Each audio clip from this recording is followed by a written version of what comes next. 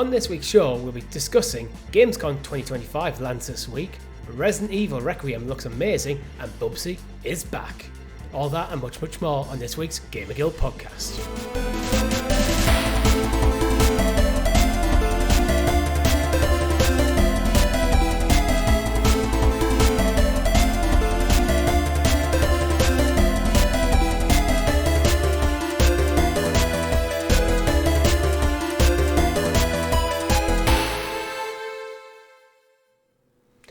Good game, everyone, and welcome back to the GamerGuild Podcast, your weekly show where we round up all the week's video game stories and news for your listening or viewing pleasure right here on youtube.com/GamerGuildTV and up there in the digital clouds on your podcast preference of choice.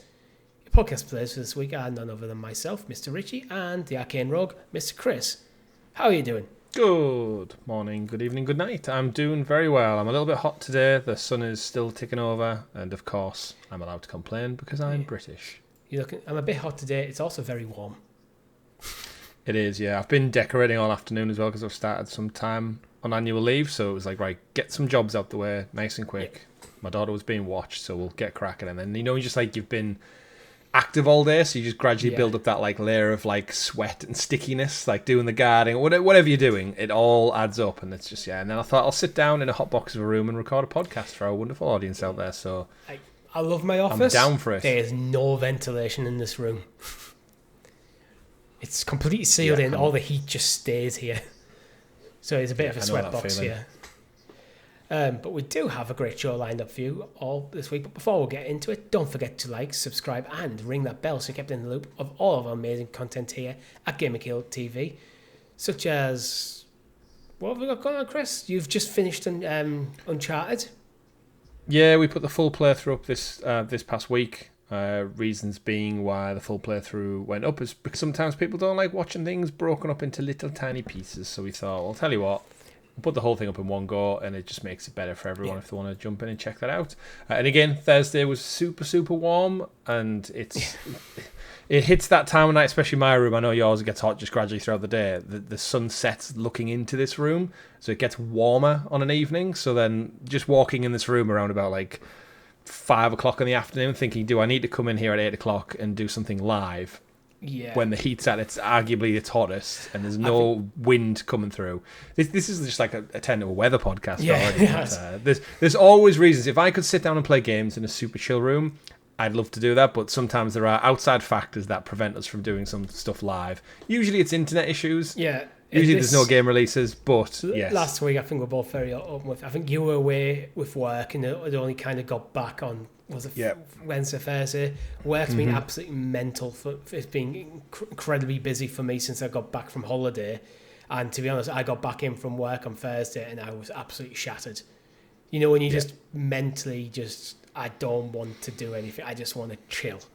And then it's very warm, and we will return to live streams. It's just maybe in winter.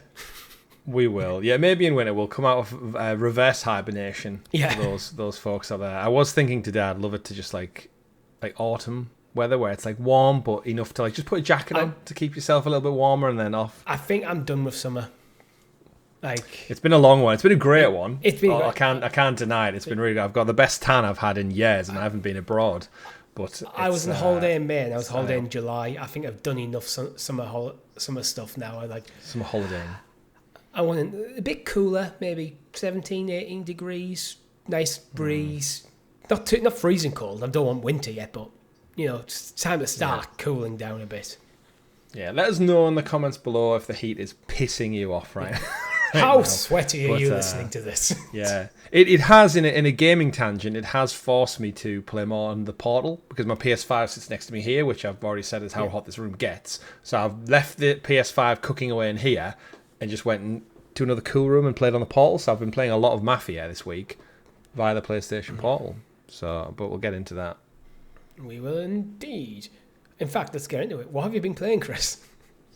It might be Mafia, as I alluded to. Yeah, Mafia the Old Country, still ticking through. I think I'm up to chapter 9, maybe halfway through that now. I think it's only got about 12 or so chapters, so I'm reaching, I guess, the thicker end of the story, and it's definitely not going to be a long game to complete, but I'm really enjoying it. I'm getting probably about an hour and a half, 2 hours in a night, I would suspect. Had a good solid 2.5 hour run last night. Did some of the racing in it. Learned a little bit more about the characters in the world and the kind of mafia's connections to the kind of the west coast of America at the time, and how the US was obviously the mafia kind of started popping up around LA area back then in the early 1900s. So just seeing it all play out, but I'm really enjoying it. I've said it on last week's episode when we went through first impressions and stuff, but it's a game that's not too demanding of my time. It visually looks great, the characters are fun, the world's really interesting, and I've seen a lot of back and forth conjecture online on the internet of people comparing it to Red Dead Redemption and such, because there's horses in it and it's got Western elements because the weapons. Horses in it, it's Red Dead Redemption. Yeah, I mean, realistically, there's not many games that focus on it, but I think because of the time period, it is very much turn of the century. You've got repeaters and pistols, and people are still using old vehicles, cars and stuff aren't that advanced. Smoking, drinking, whorehouses, that's very much just the world at the time. Loose, lots of criminals and stuff everywhere. And yeah, got a lot of unfair comparisons, which I think if you remember, Red Dead is 2 especially is yes, it's an older game, it's on older tech, PS4 and such, but the money Rockstar have to put into those titles, it's like when GTA comes out. If you compare Grand Theft Auto 6 to any Ubisoft game that comes out next year, they're going to be night and day in terms of quality, because the rumour is GTA is going to be $2 billion worth of investment to make that game. Yeah. These other developers just don't have that money. Hangar 13 is not a massive studio. They don't have the resources or the pull or the budget. And you can see that by the game was priced at £40. And I didn't mind that, but people are comparing it to Red Dead, saying, how is a game that's X amount of years old this much better at this, and this? And they were comparing things it's apples and oranges, the different styles of game. Well, again, it's how the horse riding and mafia isn't a major focal point. It's just one of the few things you can do. Whereas in Red Dead, you can imagine it's one of the main concepts of getting around. Red Dead's a big open world, so your horse is your main method of transporting around the world. Yeah. So it's a big part of how you interact with that game. Mafia is a single-player linear experience. Yeah. It's little daft things like when you shoot things and they maybe don't react the way you want them to. It's but that's when, as a studio, they've obviously thought, right, do we put research and development time into making this window shatter or this portrait fall off the wall if you shoot a picture frame? Whereas Rockstar do have the time and scale and budget to go well, actually, if you shoot anything in this bedroom, it should all fall apart and break. The Mafia team probably look at that and go, it's not really relevant to our story, so we can save money and time on not. So when people compare them, it's they're not apples to apples. It's not a fair comparison. It's and as you said, Mafia goes for £40 now. If Red Dead 2 came out now, it'd be £80. Mm-hmm. Yeah, if not more, because the rumored GTA is going to be upwards of £99 to £100. So I think sometimes comparison between games is useful. But you sometimes do have to look at a game in its own merit, and you have to be careful on what you use to compare. You can't just look at two games with similar settings and go, are these games comparable? It doesn't always work like that. Yeah. And what's great is I've seen a lot of people come out and rightly so defend Mafia and talk about the scale of the previous, the Mafia trilogy games. They were never really AAA. They were always kind of sitting in that AA barrel. But I think they, at the time, because of the games that were out, they almost falsely come across as AAA, whereas they were always a second-rate GTA clone almost, similar to Saints Row. And Saints Row was never really considered AAA, but remember when the Saints Row reboot came out, it kind of pushed itself because of marketing, and there hadn't been anything out like it for a while. You could argue, it almost got elevated falsely. Yeah, and you could argue that was a mistake. Rightly so, yeah. Trying pushing yourself into that AAA barrier, suddenly getting compared to a Grand Theft Auto fairly and falling way short of it. Yeah. Where if you stay in the AA barrier, people are not going to go, yes, it's not as good as Grand Theft Auto, but it's not meant to be. Therefore, you start looking at its own merits. Yeah. And then there was some comparisons to Expedition 33, saying the same thing, brand new developer, similar size studio. And that game looks visually different, but it's but then again, if you start comparing them, it's but they've got different artistic direction. Completely different styles of gameplay. The linearity of Expedition is very different to Mafia, because it is a bit more each section, you when you leave to that open world map, you are essentially loading in a new area every time. So the the scope of details different for each loaded area, whereas Mafia, you are just in one big sandbox, and the missions take place in and around that sandbox. So Expedition is turn-based as well, and you have very little actually interaction with the world in the same way you would do with Mafia. No one said in the Expedition, like, if you use your gun and shoot the terrain, oh, why isn't a bullet hole?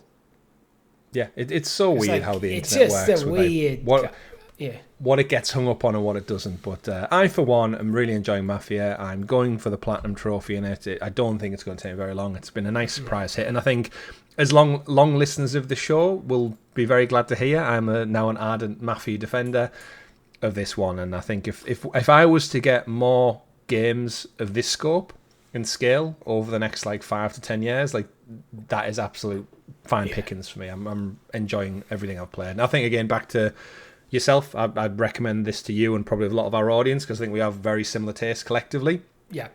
And yeah, I couldn't recommend it more. And it's £40, so yeah, come Black Friday, it'd probably be like 15. So that might be one I pick up like on a disc, on a PlayStation sale where it's like, oh, it's £20, buy.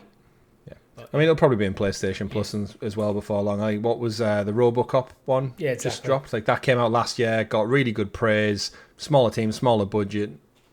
And then it's like rocking up on PlayStation Plus less than a year later, so I could see this doing the same.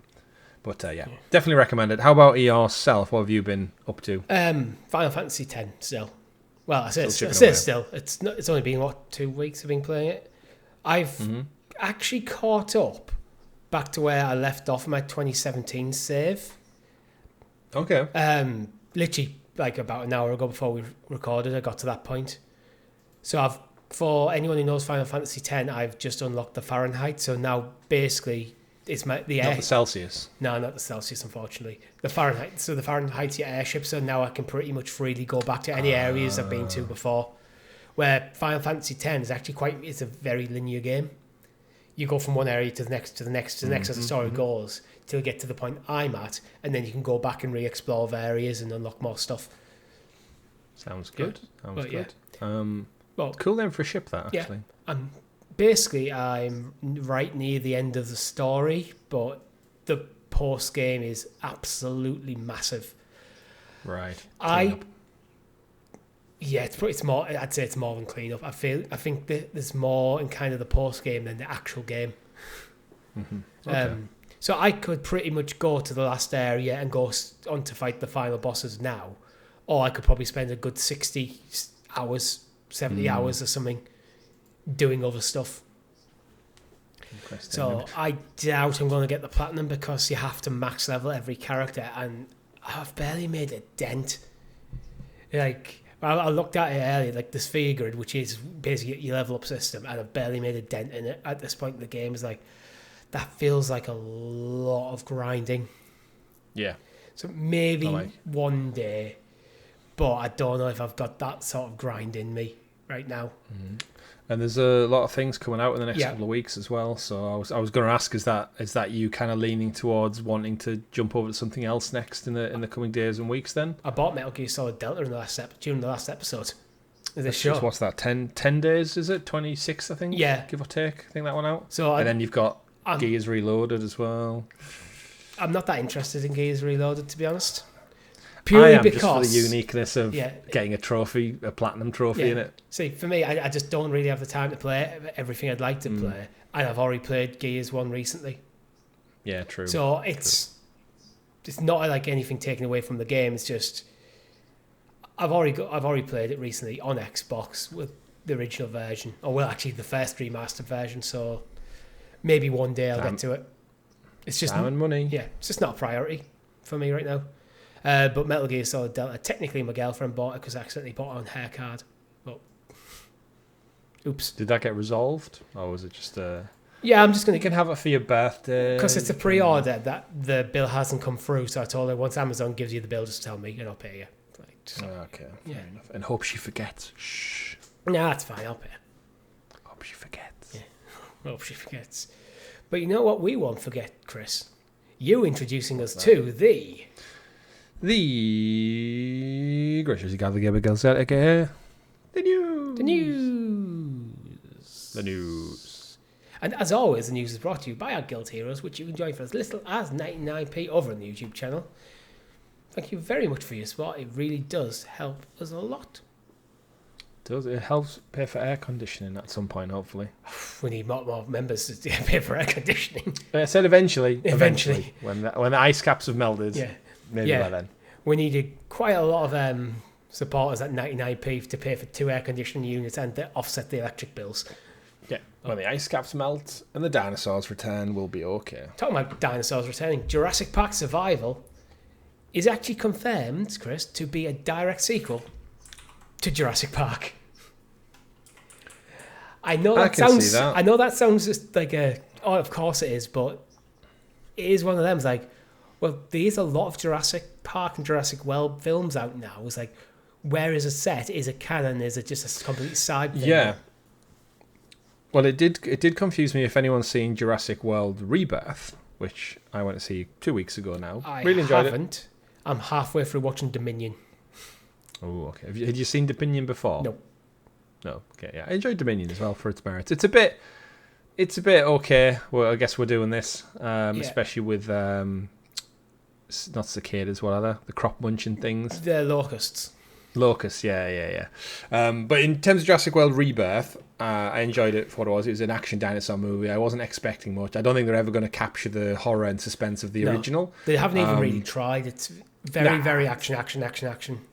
It's its own thing now. It's closer to Fast and the Furious than the original Jurassic Park. But I enjoyed it. And we've got Jurassic World Evolution 3 coming out at some point soon as well. So that's like your park builder game, which I absolutely adore. Operation Genesis back on the PC, circa 2003 or something, was phenomenal. And we've had like a slew of Jurassic Park games over the years. The Sega Mega Drive one, Rampage Edition was the version I had. That was really good. Lost World for PlayStation 1 in particular was fantastic. I played as a Velociraptor and a T-Rex and Mercenary at the time. So many good games. But yeah, Jurassic Park Survival is seems to be heating up to be something really, really special. I saw the behind-the-scenes footage that came out probably Tuesday or Wednesday this week while I was travelling down to London. It was like a little featurette they put out. And in a world where I'm starting to get excited for the next Resident Evil game, it does make you wonder, if Resident Evil just put dinosaurs in it, you would get, what's it called, Capcom? Oh yeah, Dino Crisis. Yeah. Oh yeah, Capcom, you're still sitting on that one. But in the meantime, you know what? If you're going to pair that type of survival with dinosaurs and an IP that I absolutely adore and always have done, Jurassic Park, this seems fantastic. And the behind-the-scenes look made it look so authentic to the film, the locations, and just the overall vibe of it feels like the developers.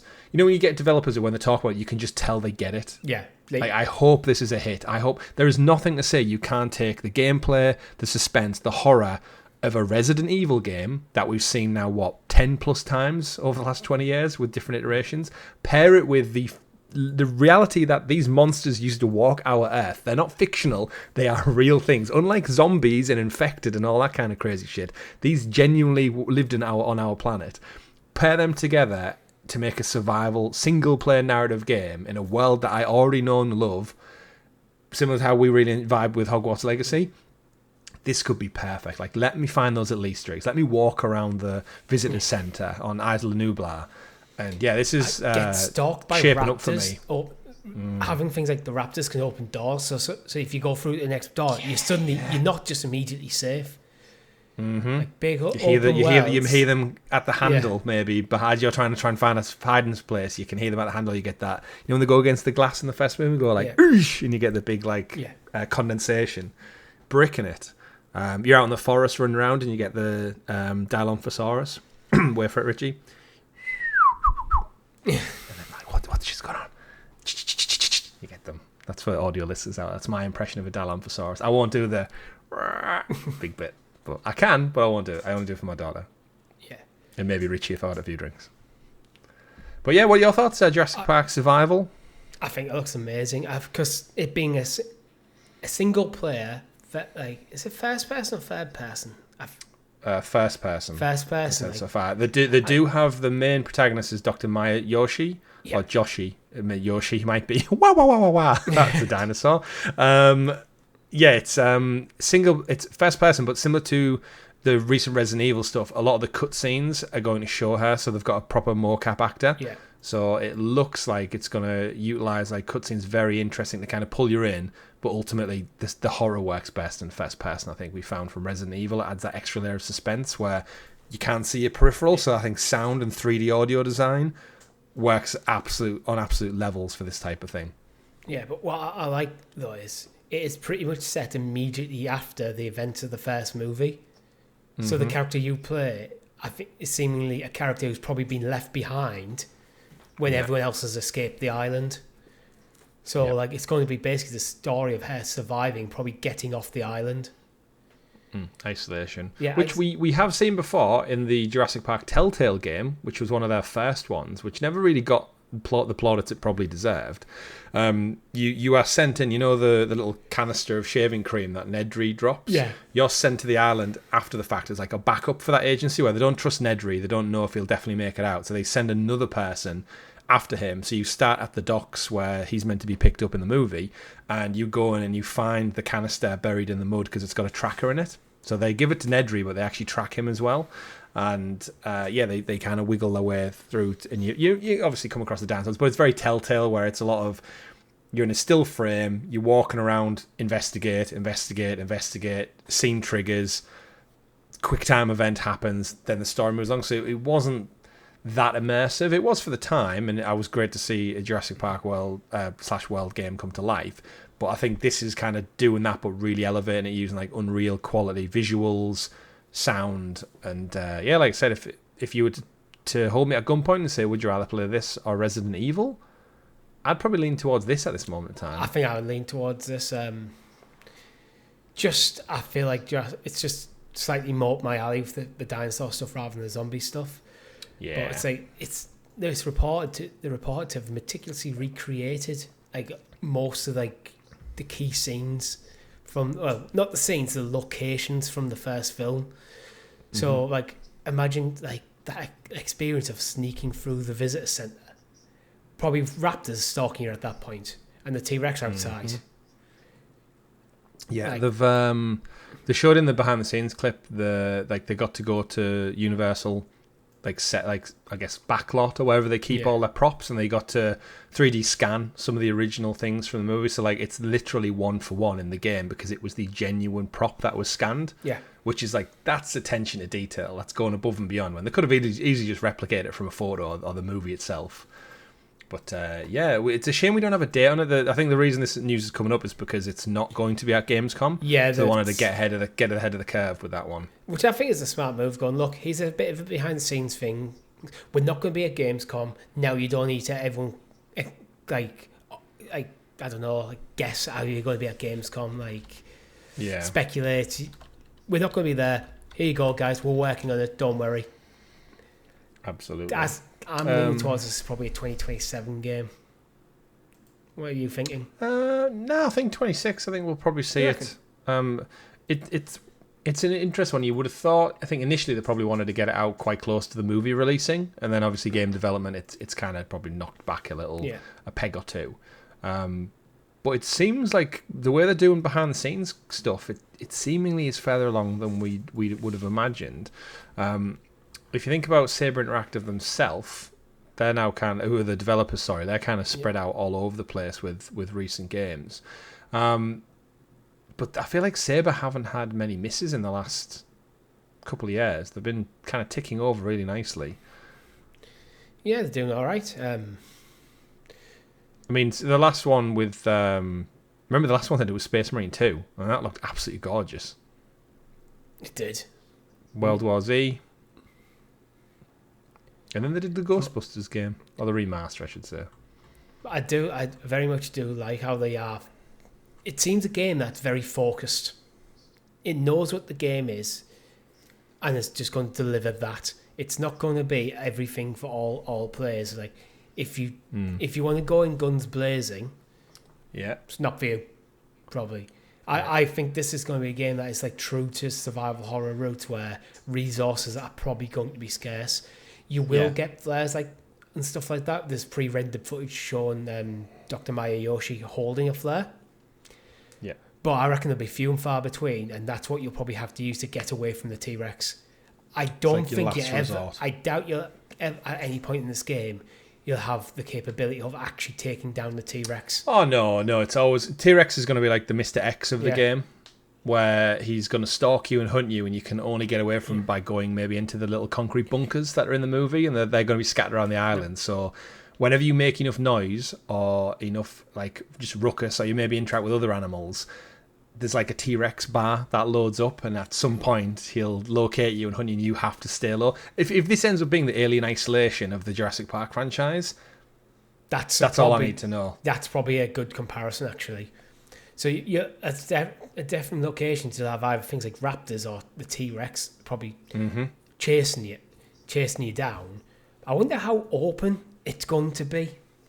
Yeah. I mean, it is a park, so it has its like structured like paddocks, linearity. Yeah. So if they trigger the like Resident Evil style, if they trigger the fence electrics, so that you need to unlock it in stages almost. You need to find a new fuse, like at the start of Dino Crisis, ironically. Find a particular fuse to restart the power in a block of the park. And that's how the story progresses through locked areas, and that unlocks like new cutscenes with new dinosaurs, and the fear factor gets ramped up. Like interactions with the T-Rex might be limited, but there's always that threat, like a Mr. X can always kick down the door at any time and scare the shit out of you. I can see how there'll be some like relaxing moments, because survival horror games do need them kind of relaxing moments before you get back into, just especially if you go through a massive like T-Rex chase and you're getting stalked by raptors. You need to come out and have this relaxing moment. I can see you coming out and going, oh, there's a Dilophosaurus. There's a Brachiosaurus. I meant like there's a Brachiosaurus up there. Oh, imagine the compies. They're going to be a pain in the ass. Yeah. Oh, yeah. They could just be like the little irritants that are like always on your tail. Yeah. It's like you just can't get rid of them because there's so many of them. You have to shake them off. Like in Alien, you get the little spider crawly things that are everywhere. Yeah, it could be great. Nice little aside as well. Saber Interactive, they're also working on Turok Origins at the same time. So I'm very, very intrigued to see behind the scenes how they share their dinosaur kind of like framework. They need to open a dev studio that focuses just on dinosaur games. Just dinosaurs. What was the one we played on the channel? About a year plus ago now. It was the 3-person team, not extraction one, but you had to work as a team to push through, and you could summon like big... You fought raptors and stuff, and you summoned like mechs and blocks to climb up onto to get through areas. And you got like a score at the end. I want to say Primeval something, but it's not Primeval. It's like a play on the word Primeval. Was it Prime? I feel like it was from Square Enix. Prime. Yeah. Amazon Prime. Yeah, we did that as a live stream. It was one of them where it came out and it was fun and enjoyable, but when you think like, I'm never really going to go back to this again. Well, I completely forgot about that game. I know exactly what game you're talking about, but I had completely forgotten about it. I'll be able to find it at some point. Yeah. I don't think it was that much over a year ago, but it'll be in our doc. I don't think it was a while ago, Before it probably was actually. I say not too long ago, but the summer is nearly gone already. Exoprimal. Exoprimal, first look. When did we play that? We played that back in... Can't find it because YouTube's terrible at telling you dates. And let's refresh the page. Exoprimal streamed was 2 years ago. July 2023, yeah. Shit, yeah, so it was 2 years. As if that was 2 years ago. Yeah. Well, go check out Exoprimal if you want to first look at a new one. The actual video does say the year is 2040. Sudden dinosaur outbreaks have engulfed the globe, and a crisis that threatens humanity's very existence. Hope is not lost. The corporation Abius has developed a hyper-advanced AI called Leviathan that can predict the location of future outbreaks. This technology, along with Abius revolutionary power suits or exosuits, give humanity a fighting chance to stem the tide of the saurian swarms. Yeah, because you did have powers, didn't you? Like you had like a class that you fitted into. Again, it was fun, but it's just one of them games where if I was our child, I would have lapped that up in a Jurassic World-less game. It's that's what we always say when it comes to multiplayer games. We actually do enjoy them, but we never have the time commitment for them. There's other stuff we'd rather be playing. It's like FBC. There's a story in the news that we'll get to later on about FBC, and it's like we both had a fun time playing that. But I've got zero interest in going back to it. FBC, not an amazing game, but it's fun. Yeah. But we'll get into that in a bit, Chris. But Resident Evil Requiem is confirmed to be at Gamescom, and we'll have a 90-minute presentation. No, it's a Capcom panel. Yeah, it's a Capcom panel. like. Yeah, sorry, yes, like. Yeah, I it's said like presentation. Like, no, that's not right. Like. Yeah. Oh no, sorry. This is at. It is going to be at opening night live, but then the Comic Cons later on in the year. So there's a 90-minute presentation coming later on in the year. Right. Yeah. I'm sorry. That was me getting my wires crossed there. So it will be at 2 events. Yeah, it'll be at 2 events. So starting that, Jeff Keighley on X announced that the nightmare isn't over. Witness an exclusive new look at Resident Evil Requiem, only June Gamescom opening like live, and probably immediately available absolutely everywhere else, probably the following day, as these things tend to go. But then in New York Comic Con on the 10th of October, there will be a panel. Yeah. Are you thinking a demo stealth drop then? Because Resident Evil notoriously has always put out demos for... We got a demo for Village and we got a demo for 7. It could be. I think what they're quite fun with the demos, actually, because I remember 7's demo actually being quite different. Well, it was set in the house in the real game, but they did change things a lot, because you had that mannequin room, didn't you? When you went upstairs, which isn't there in the actual full game. Yeah, it's the ordering of it all. Because I guess the house in Bio has like the little trailer house thing. It plays its purpose in the story, and you do go back to it a few times, but I think that was like a great starting point just to introduce it to that world. And Village gave you like the little open area bit, didn't it, with a couple of werewolves, if I recall. So it'll be interesting to see what Requiem is. But we're going back to third person, remember, so it'll be a different kind of demo altogether. But interestingly, actually, I'm reading from Push Square at the moment, and they go towards the end of their article. So far, Capcom has only shown its debut trailer and glimpses of gameplay publicly, but a playable demo was presented to press at Summer Games Fest earlier this year. I think that demo might be the same demo, probably or maybe slightly tweaked and stuff, updated a bit. Could be at Gamescom. And probably I think at Comic-Con this time next week when we sit down and record, one of us will be talking about we've played the demo for Requiem. I think that's going to be one of my predictions for tomorrow. We should probably point out, actually, Gamescom opening night live is Tuesday. I'm away with my family on a holiday, so we won't be covering it unless you want to do something yourself, Richie.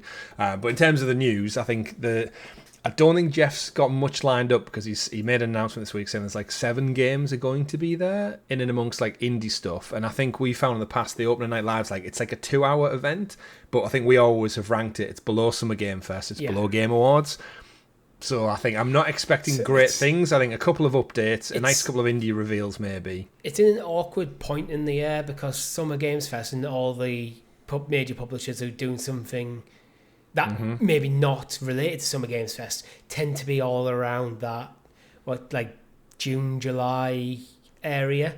And then in August, you got Gamescom. So it feels a bit too close to Summer Games Fest in some ways, so a lot of the big reveals have already happened.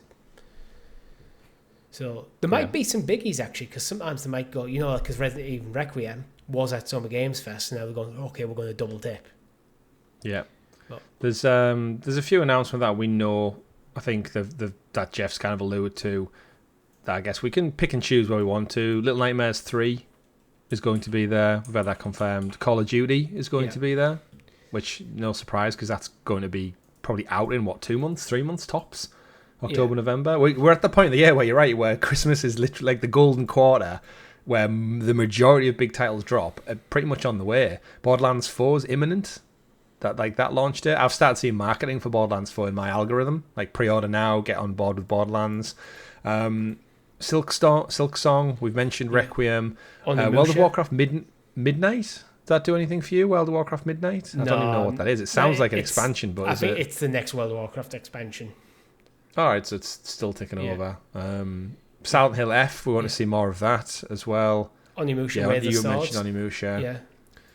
Outer Worlds 2, because that comes out in October. And then, so I think we've got some things coming out. I do think there'll be 1 or 2 surprises, because Jeff knows he needs to bring something. Ghosts of Yotei is going to be there as well, but again, I'm kind of like I'd rather put the blinkers on for that now. I'm kind of. I'll play it when it comes out, because it's when you get a game with that you 100% buying day one. Mm-hmm. You're already convinced to buy it. I don't really want to see anymore. Yeah, and I get that. Like, I know why they need to do trailers, because they want to stoke the fire a little bit and the interest, if maybe get people who hadn't been in before. But it's such a story game. Yeah.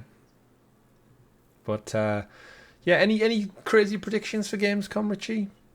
I don't really have anything major, really. We know Crimson Desert will be there. There's new, albeit delayed. Yeah, there's new news on that being delayed into 2026. Metal Gear Solid could be there. I'd imagine that'll have like one last trailer before launch of like, look, it comes out in a week. He's one last roll of the dice to just hype up some interest in it. Pokemon could be a wild card being there. It doesn't Nintendo feel really been like, at any of these. No, things. That's why I say it's a bit of a wild card. But the timeline wise, not a terrible idea, because there's news that's come out of the 2025 Pokemon World Championships about it. What about Ubisoft? Because they haven't had their own event. They kind of stalled on that. And what have actually they got in the pipeline that we know about? Now Outlaws is out. Assassin's Creed Shadows DLC. I think there's the. We even know about that though. So it's like, I'm just thinking in terms of games. Remember, Ubisoft have like 10 studios kicking around doing nothing. Are we ready for whatever, like they do a Far Cry iteration? Maybe Far Cry. Well, we had the Crew Motorfest, was it? Not Motorfest. The Crew something Fest. Yeah, it was Motorfest. Was it Motorfest? Was it? So that was like got to be like continually serviced anyway. I'm trying to think just their IP. Like, I feel like we're due another Far Cry. Like they do like the little mid game in between that uses the same map from 6, 7, 6, 7, 7, 7. And we get like that like new skin on it, and it comes out as like a mini game. Splinter Cell, I don't think we'll hear anything of yet. Division, it's been quiet for a while on the Division front. Outlaws has been and gone now. Wildlands got shut down though, didn't it? Yeah, but we did report a couple of weeks ago that there's a new Ghost Recon in the works. Yeah. I feel like Ubisoft. Heartlands got shut down as well. Yeah, Heartlands did. Yeah, I'm just thinking Ubisoft is such a big company and they've got nothing on their slate. Now Assassin's Creed's out. Outlaws is done. Yeah, Outlaws is done. Assassin's Creed. You know what Hex. I mean? I feel like they should have something. Prince of Persia. That's too close to start talking about. Maybe this is why Ubisoft are in a bit of trouble, aren't they? Because they. Yeah, I think Hex is probably too close to Shadows, but Hex could be a smaller title for all we know. Beyond Good and Evil 2 still in development for some reason. It just makes you wonder that a studio, like when you look at EA, another massive third-party studio, I feel like they've got so much going on, and then you look at Ubisoft and go like, do something. Like, there's a presentation here. You haven't done anything this year yourself. You cancelled your Ubisoft forwards. Show something off. I don't think we'll see Ubisoft there. I don't think Which is mad to say, right? That they're going to go all of 2025 with nothing other than Assassin's Creed launch. Yeah, going from what we've covered. I mean, they've got I know 117 Pax Romana coming out, so maybe something like that could be there. Just Dance 2026 comes out on October the 15th. So there's got a few stuff to come out. Assassin's Creed Jade. It's an Android iOS just a mobile game. Yeah, but so maybe this is a place to put them, like, because you need to market them a little bit, but if you don't want to overdo it, and you don't have anything big to go alongside it. Prince of Persia: Sands of Time is apparently due 2026 at the moment.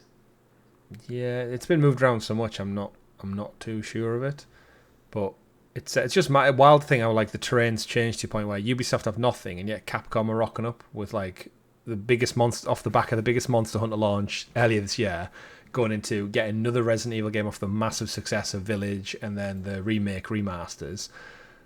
And it's like, they've like just swapped places. Like Capcom's fully back, and Ubisoft's now in the doldrums. I think Resident Evil Requiem's had like 1 million wishlist pre-orders. So like the demand is huge. Because the quality's there. Yeah. outside Assassin's Creed, I think Ubisoft doesn't really sell that well at the moment. Yeah.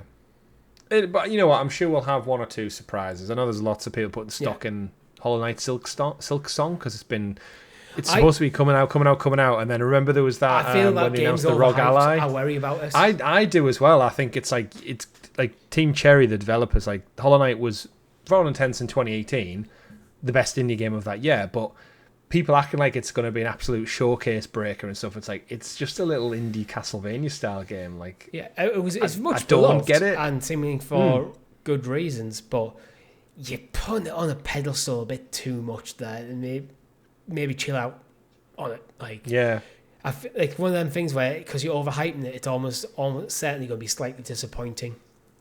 Yeah, but. There was when they announced the ROG Xbox Ally, they said it will be playable at launch of the ROG Ally. If you remember, we reported last week. I think it's due out. The leaks have suggested it's going to come out 16th of October. So I think we might get a reveal of hardware. Yeah, I was going to say that's a good focus. We haven't had a public, proper in-depth kind of overview of the ROG Allies. From Xbox. And Xbox are clearly here quite heavily because of Warcraft and Call of Duty and Outer Worlds. So Xbox are definitely present at this event. Yeah, and that would be a good. This could be a good event. So here's the Xbox ROG Ally. It's coming out with Silksong. It's going to be playable. Silksong is going to be playable on the show floor on the ROG Ally. Yeah. There you go. That could be good. That could be something great. What other publishers do you think could be here?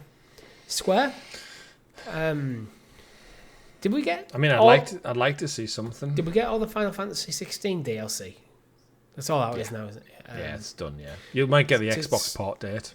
Maybe too early for 17, I reckon. Yeah. Maybe a reconfirmation that 7's coming to Switch and Xbox. I think Embracer, it'd be nice to see what the studios they acquired from Square Enix are up to. What are the Tomb Raider team up to? It's been a while. Hopefully Tomb Raider. I mean, just show me something, even if it's a tease.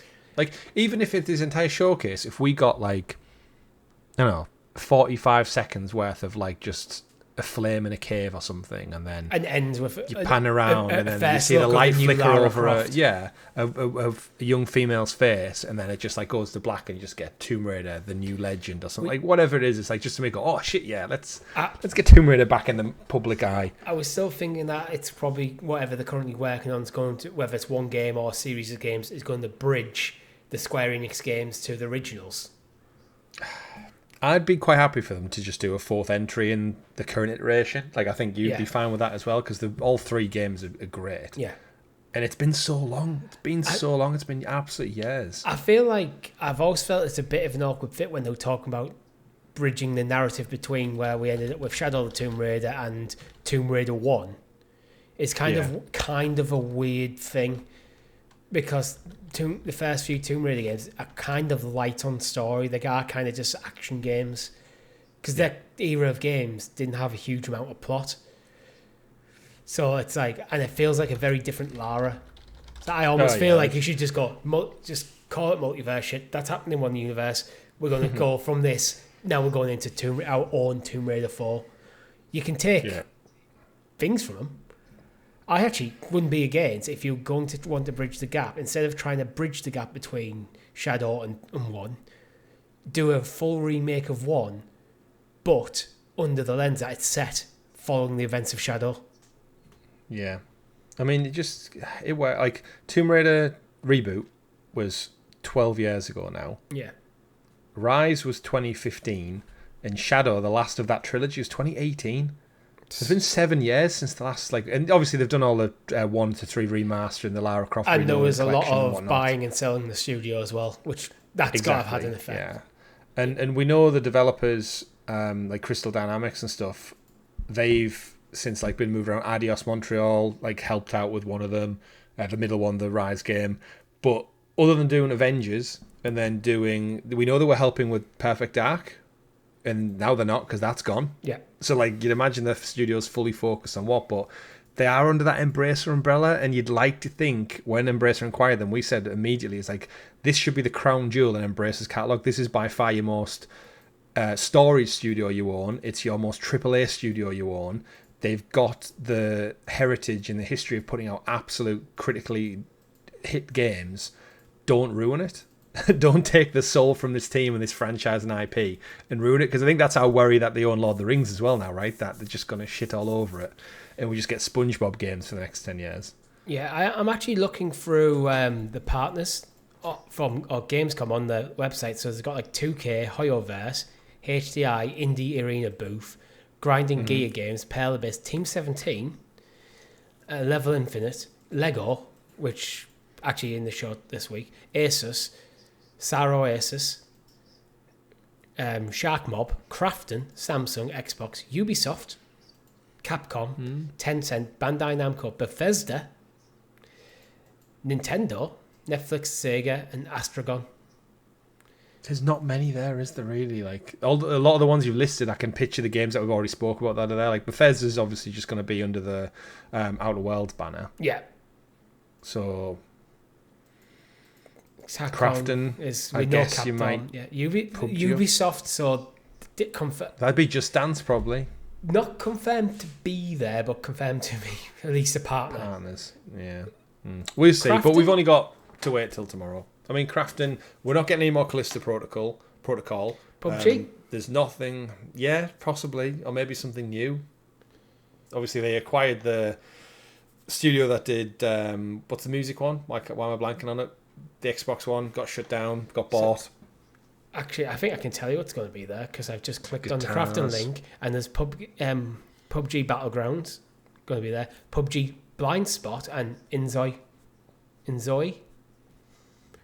which looks like a cute cat game.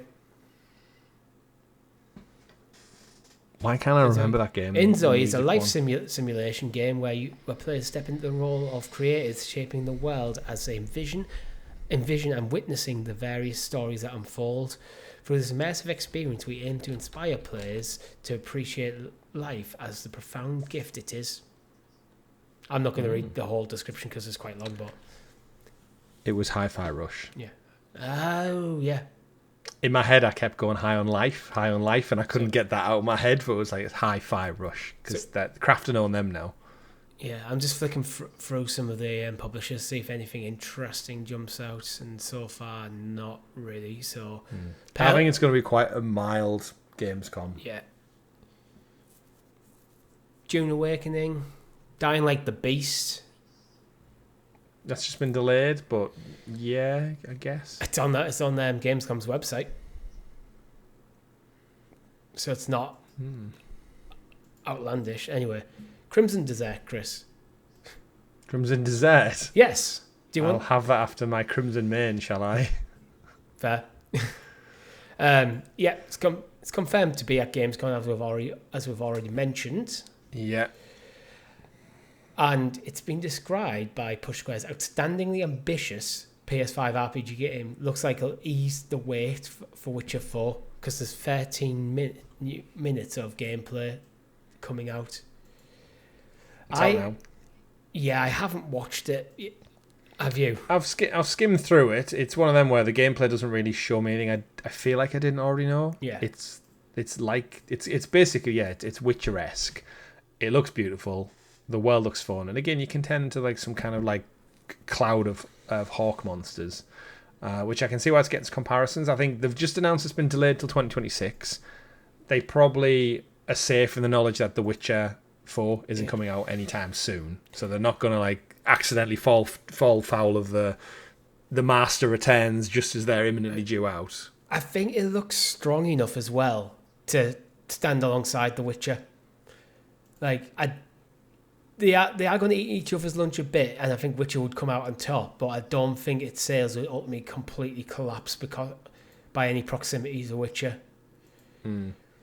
But I think it's a bold move to actually go, you know what, we are going to announce a delay, but to ease things over, to ease any worries, he's 13 minutes of gameplay footage. Yeah, we often hear about delays, and you hear all the behind the scenes of like stuff's not going right, but then when you haven't seen much of the game, you start to question, like, how far along is it? Is this delay? Like, we saw it with Wonder Woman, right? Yeah. They put out that little CGI trailer, and we had nothing for ages. And then it turns out that trailer was just pulled together. And then that was just to get people in the door recruitment-wise and to build hype for the game and to show that WB had something in the pipeline. And then actually seeing this is, like you said, it could easily be delayed 2026 and the narrative would go down the road of, smaller studio, don't really know what they're doing, they should just stick to the Black Desert MMO that they do. But actually putting out 30 minutes of gameplay that shows so much off between story, character, combat, world, traversal, it kind of appeases and I guess eases the pain of the delay a little bit because you think like, oh, it looks pretty good now. What will another 6-7 months in the oven do to polishing it off? I'm clicking through the video as we talk here, and there's some scenes where just traversal, where he's like in that kind of feathery thing, and it looks absolutely stunning. But then there's also like fights where he's got like maybe 10 guys around him, lots of particle effects, and seems to be running very smooth. They showcase a boss fight. So all this could be actually very, very early in the game. But yeah, you can see that the polish there. So it's one of them, if you were worried by delays, I think this is a smart move to actually alleviate any fears, really. Yeah, absolutely. Looks great. And it is going to have a full... The gameplay that they've revealed is pulled from a demo that's going to be playable at Gamescom. Yeah. So if you're in Cologne, Germany this week, or you're going to PAX West in the US next month, you can play what you're watching right now. Which again, what a way to add more faith to the gamer out there. It's like, yeah, you can get hands on with it. Yeah, 1 year we need to get a Gamescom, don't we?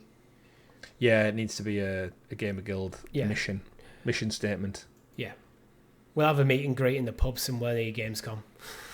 Yeah, we should all collectively agree to go. Yeah, meet you there.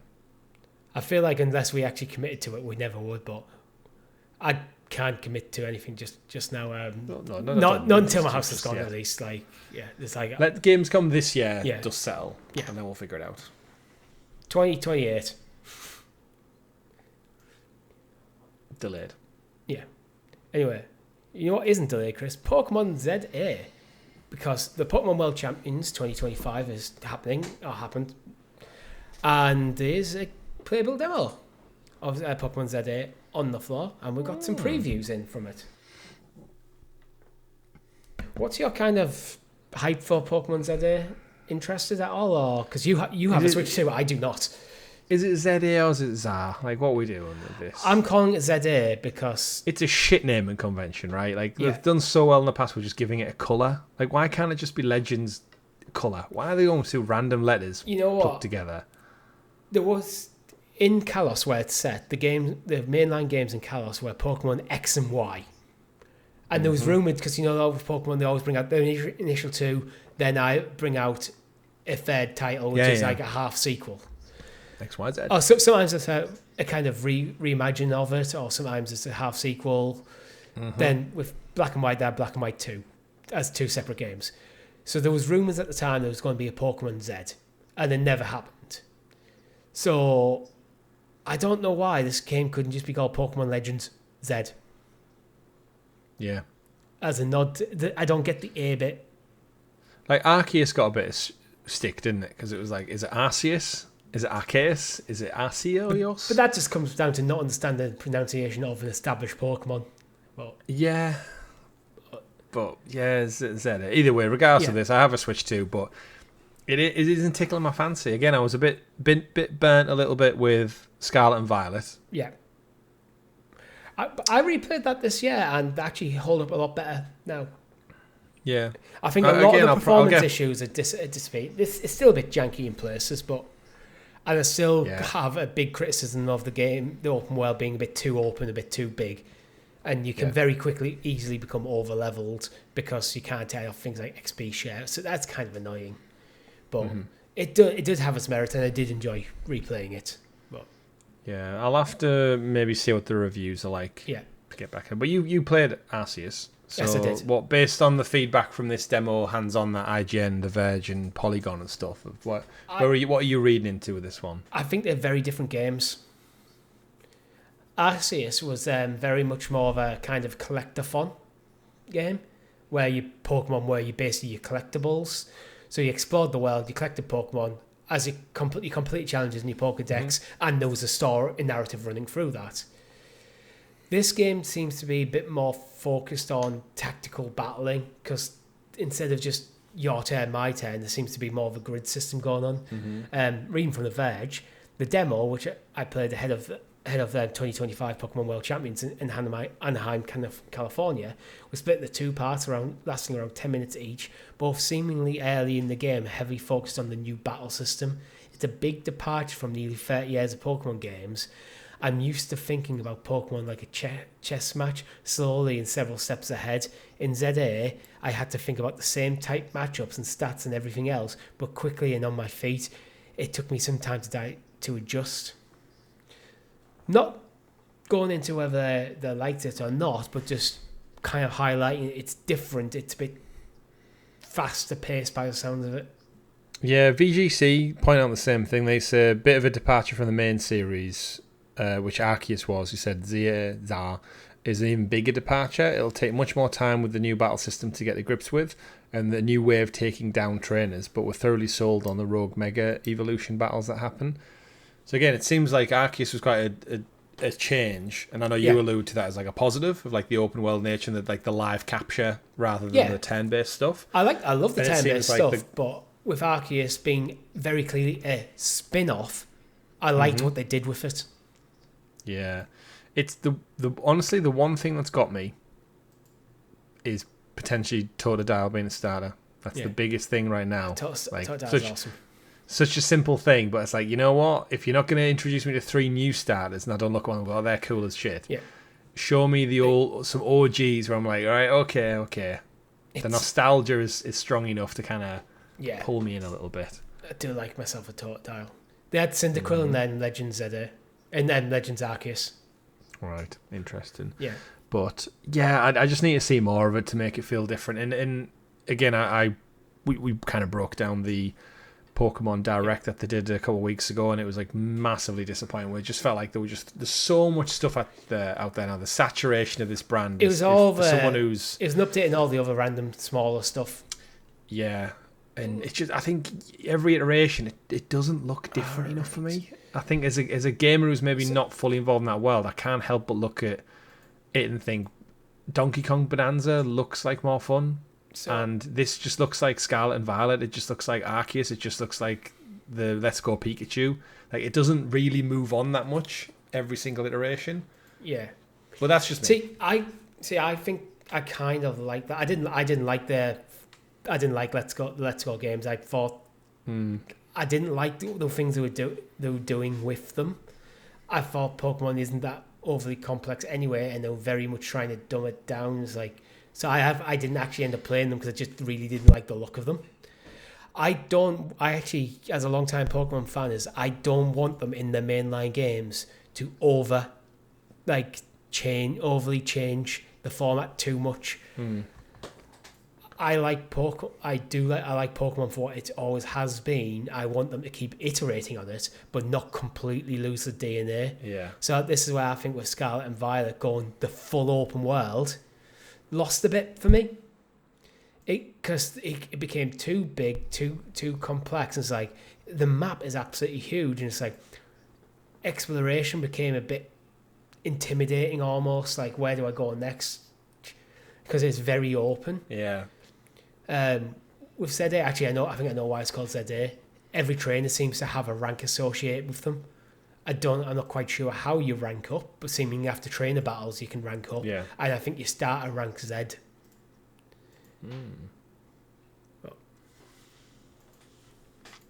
Interesting. We'll have to see. Yeah. Hopefully we'll see more about it soon. Indeed.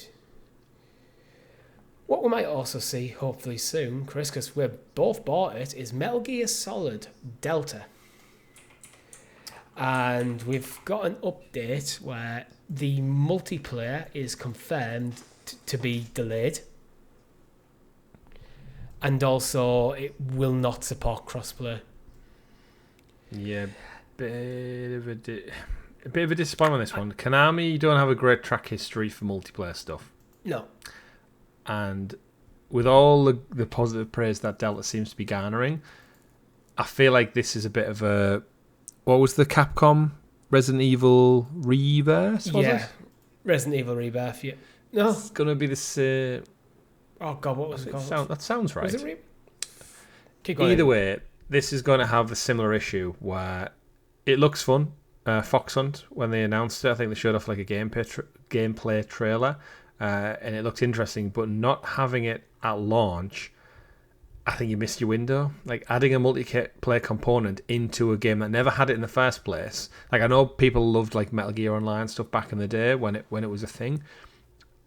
And this isn't the same thing. It's not Metal Gear Online coming back, which is like amazing back in the PS2 days, but it is what it was, stuck in time. But the fact that it's not coming at launch and it doesn't have crossplay means you're segmenting your audience already.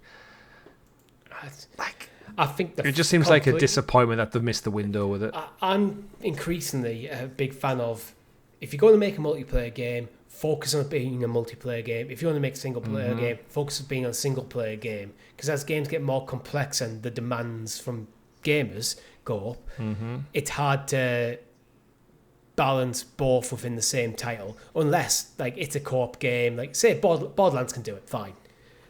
But the multiplayer in this feels tagged on in the way that 10, 15 years ago you used to always get a multiplayer thing that some people might play for hours on end, other people have it play for an hour or two and go, this is kind of fine, then never touch again.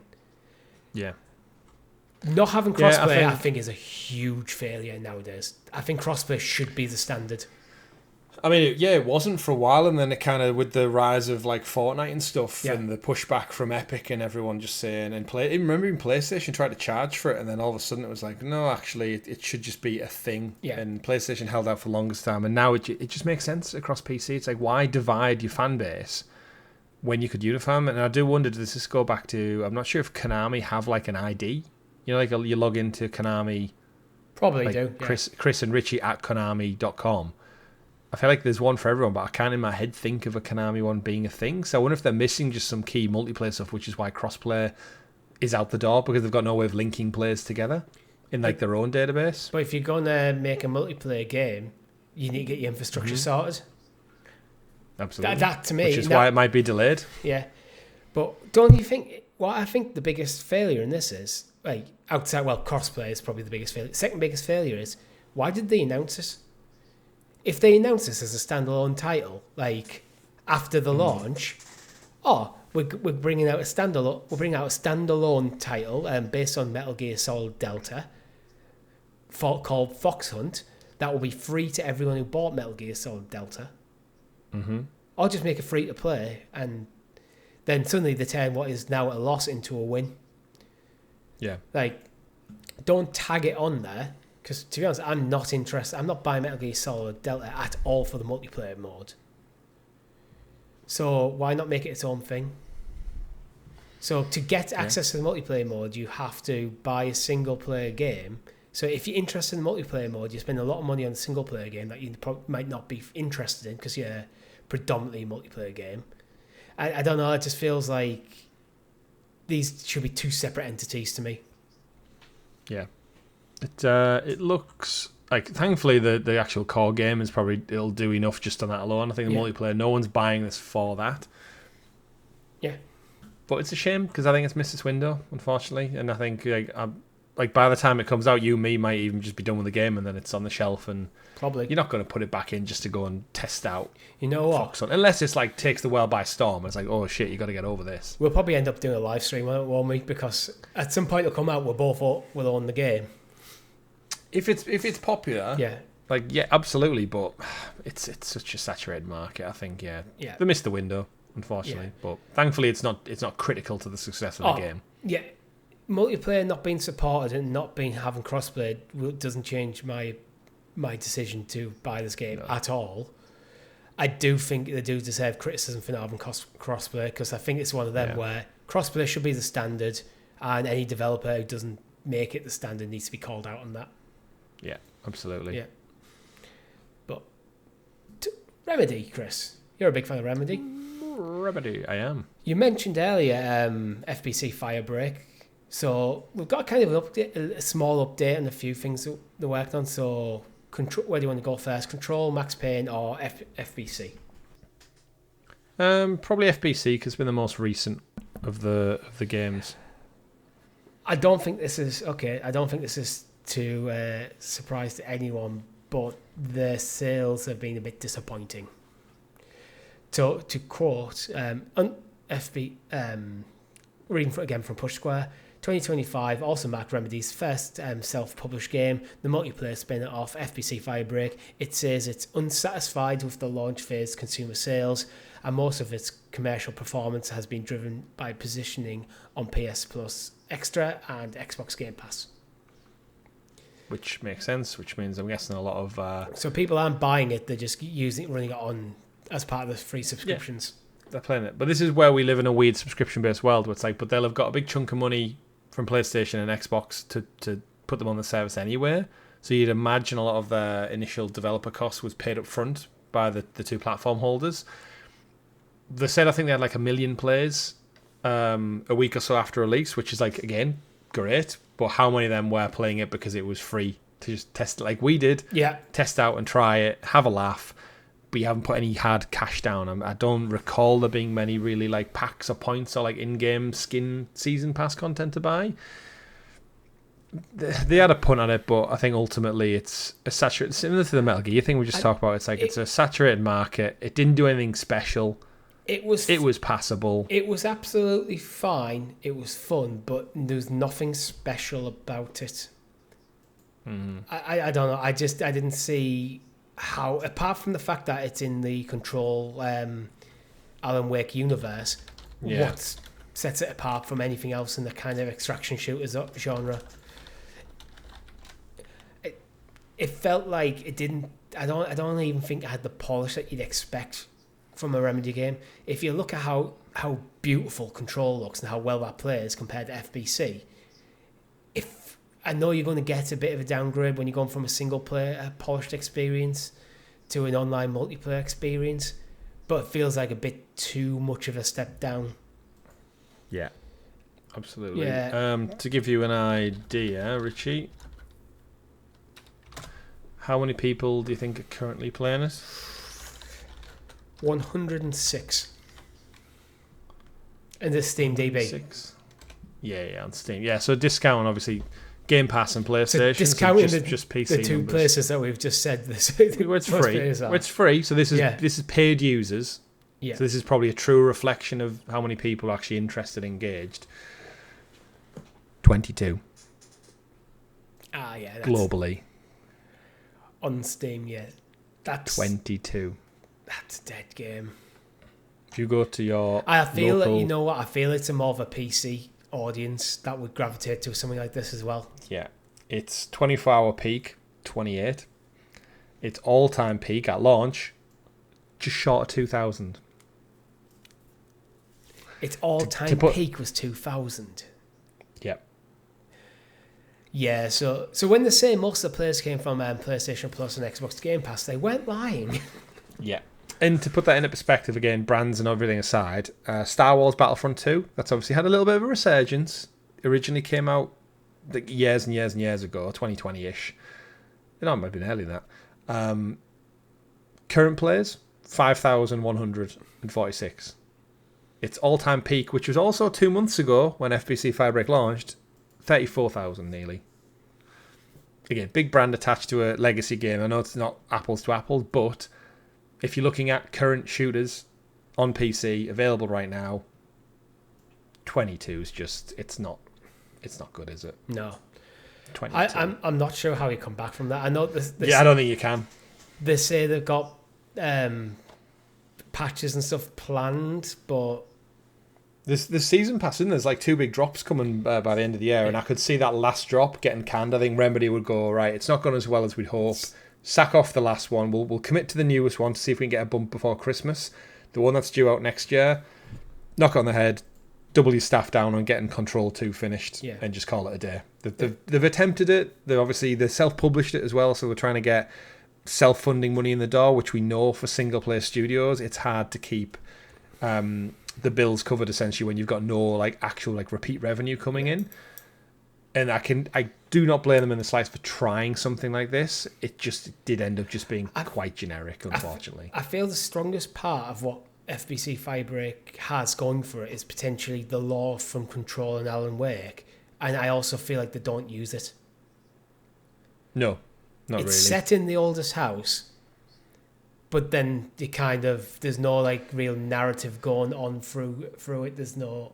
Yeah, well, we said when we played it, like, how was there no cutscenes or characters? It just give you a menu and then you went into the level.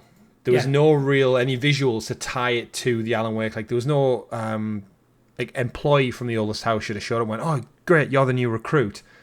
We've had some trouble down here. Like, like just a go-to character that you keep coming back to as like your central fixation point. And it was just the voice in your head, right? It was just that random PR. There's no kind of central hub to kind of run around and like, like on The Division, when you go back to your home base and you can run around, that's where you upgrade all your weapons, buy new stuff, buy cosmetics, that kind of thing. But you're not doing it all in the game. Then you go out into the world. That's what I feel like this game should have been. But instead, it's you load up a menu, you pick your character, you drop into the mission. If they did a control version of The Division, but with some of the mechanics from FBC FireBreak, I think you suddenly got a massively better game. And also, let me design my own character. It's an online game. Yeah. Limited in scope, unfortunately, and seemingly limited in players right now. But it's a good thing they've got Control 2 and Max Payne in the pipeline. Both of which seemingly going well. So Control 2, the PS5 sequel, is on track, and the team is currently focusing on the gameplay, environments, and missions. So making the game. They haven't done the sound yet. Well. Not yet. Work continues on developing the game into a strong commercial offering. The remakes of the first Max Payne and its sequel, The Fall of Max Payne, meanwhile, are in full production. Pretty good. So they go along strong. Yeah, I think Control 2 we could maybe see next summer. Yeah. It's been a while, maybe the spring after, but yeah. I think one of these could be at Game Awards. Yeah, I could see that. That sounds like a good show. Not both. At the end of the day, whichever Sam Lake needs to be there, right? And going by this, I'm guessing Max Payne maybe first, because they're in full production. Where Control 2, they're specifying what bits are getting worked on. Yeah, and we'll get updates from the next corporate meeting. Indeed. Moving on to a cute co-op puzzle platformer, Chris, Lego Voyagers, which we saw at Summer Games Fest. We've got a release date for it. Are you looking forward to it? We certainly do. I am, yeah. It looks really fun. It's just like a simple little brick game, isn't it? Just like puzzle platformers. Yeah. Don't mind at all. It reminds me of something like It Takes Two, but with Lego bricks. With bricks. It's got that Horizon Adventures aesthetic to it. Yeah, it does. Like everything's like highly like tuned up. The contrast and everything's like bright and colourful in like a sun-baked world. And yeah, like you're right. I think the It Takes Two kind of nature of it's fun, and then like the Lego nature of it's fun. But it's got almost like because of their little blocks in like the Spitlings vibe. Yeah, I know what you mean. Because you're playing like a 1v1 Lego block. Mm-hmm. But what I like about it is they've leaned into the Lego stuff for like the puzzle solving is all about like kind of building stuff to solve your way through it, and it does have what we always praise for Hazelight. It is unashamedly a co-op game. Yeah, you need two people to play this game, and that's just, I think that is the strength of it. Yeah, you can play local or co-op online, and the game has a friend pass like It Takes Two or Split Fiction as well. So you buy it once, and your friend gets a free copy, so you can play it together. But yeah, it's quirky. It's like if this was a little indie game and it wasn't attached to Lego, and it was like called The Adventures of Blocky.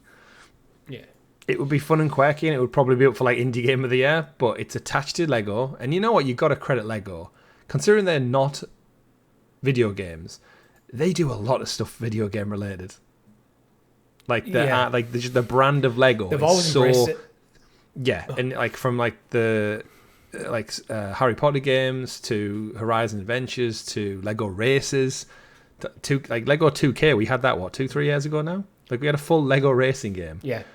And now we've got like this little puzzle game, and then it just it lends itself so well. It's essentially like real world Minecraft, isn't it? So no surprise. But this looks great. It looks really fun. If it's the right price point, I could definitely see myself checking it out with my wife. Yeah, I was going to bring or maybe daughter in the years to come. Yeah, I was going to bring up maybe wife first, daughter second. I was gonna bring up the price point actually. It doesn't currently have one. I've just been looking. I can't find a price point, but I also can't find a physical retailer selling this game. I can only find digital.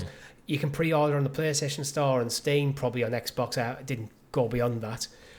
They were just the first two I saw because when I was looking for a price, so it might be a digital only. But it is out on the 15th of September. But I don't. It's good though. Yeah, I'll probably just pick this up digitally. I reckon. Again, depending on price point, I can see me and my girlfriend having fun playing this. Yeah, looks fun. Yeah. Anyway, let's move on, Chris. Big game for you. Helldivers coming to Xbox. Yes. We've covered this before. We've got a new trailer out for the Xbox, and there was a bit of a tease at the end.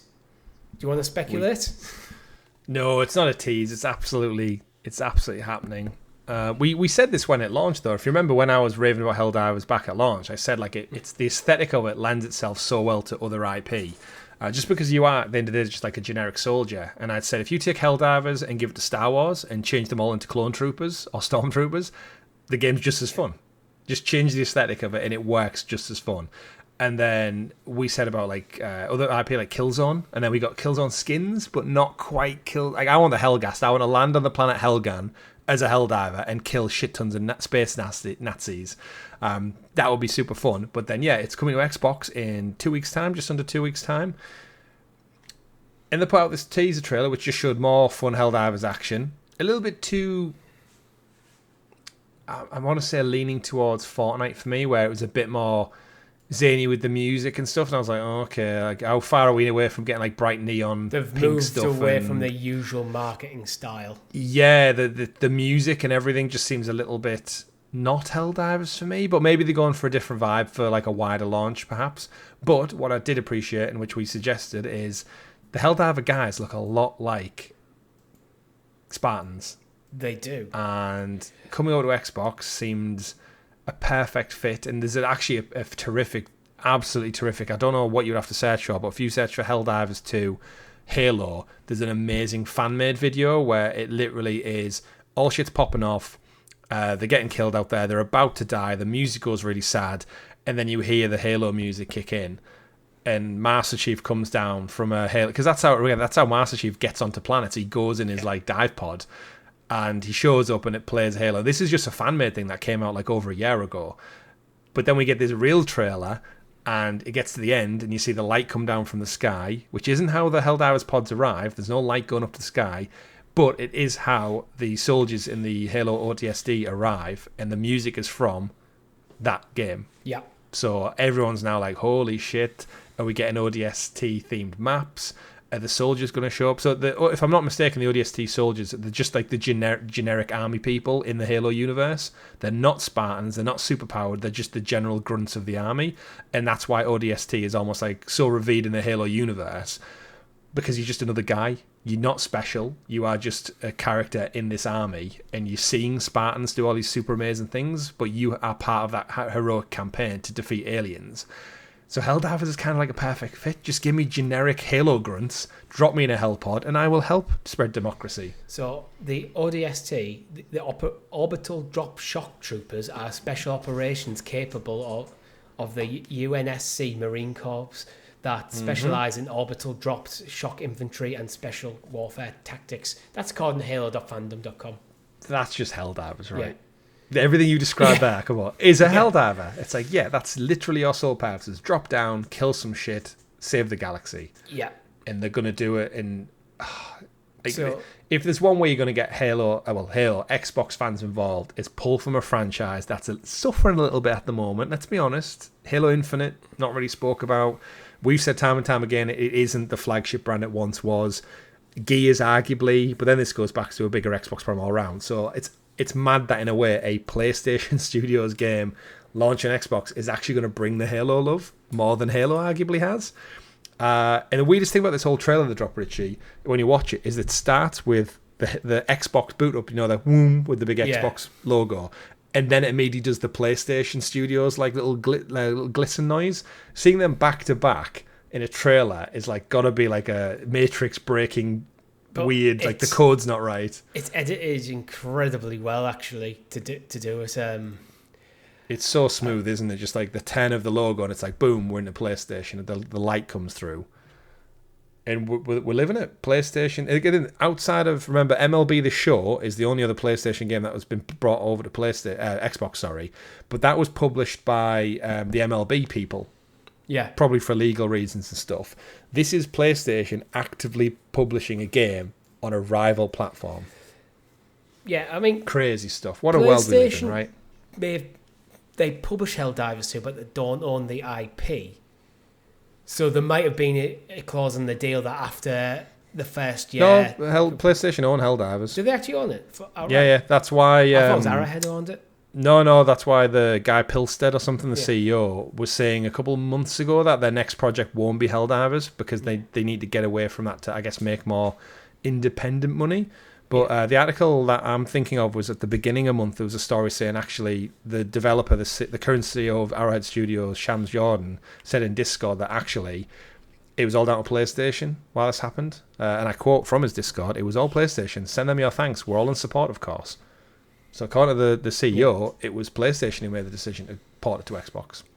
All right, it's probably what a world we live in. It's probably as was speculated before with the if sales kind of plateau and use the plateau, it's like, well, we're not going to get any more money by holding it back. Let's push it further. Well, it's a new world for gaming, isn't it? If there's more players out there, more platforms, get it out there. Get Helldivers on Nintendo. What would you do for Nintendo, Richie? Ooh. What IP would you pull from Nintendo's back catalogue that would represent a Helldiver? Oh, that'd probably be Samus Aran from Metroid. Perfect. Yeah.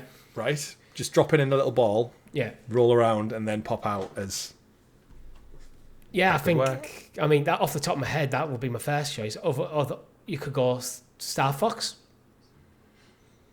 Yeah. I feel like Samus would maybe lend herself better to the aesthetic of that game. You could draw Samus in the art style of Helldivers and it work. Not sure you could do that with Star Fox. No.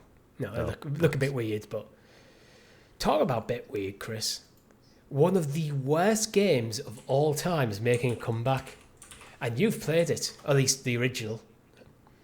Bubsy 3D is my touch point for this series. Yes, it's Bubsy 3D is rated as one of the worst games of all time, and it's getting a remake, and it's out on the 9th of September. Yeah, I remember it so fondly because I don't know what to do. There's a story is why I'm so fond of it, because it was the last game my grandma bought me before she passed away. Oh. And it was one of those when did it come out? I wasn't expecting such a touch. No, not a deep twist to it. It was one of where I guarantee you she didn't even know what she was buying. It was just like, Chris has a PlayStation. You don't really have a clue what one of them is. She went and clearly just picked out a game from the shelf without reading reviews, like any grandma and a grandparent would. And yeah, bought me. But yeah, I remember that was the reason I kept it as a kid and never threw it out, even though it is a pile of shit. It plays so bad and it's awkward and clunky. But yeah, after many attempts at it, I still have it in my collection, and it's getting a remake. I will not be buying it, but yeah, it's definitely got something attached to it for me. But they're just terrible games. I don't know how they're getting remade, but everything gets remade nowadays, right? Yeah. So I'm reading this. Is Bubsy a celebrated icon from the mascot wars of the early 90s or a platforming punchline? Very much the latter. But I only know of this game because it's so poorly rated.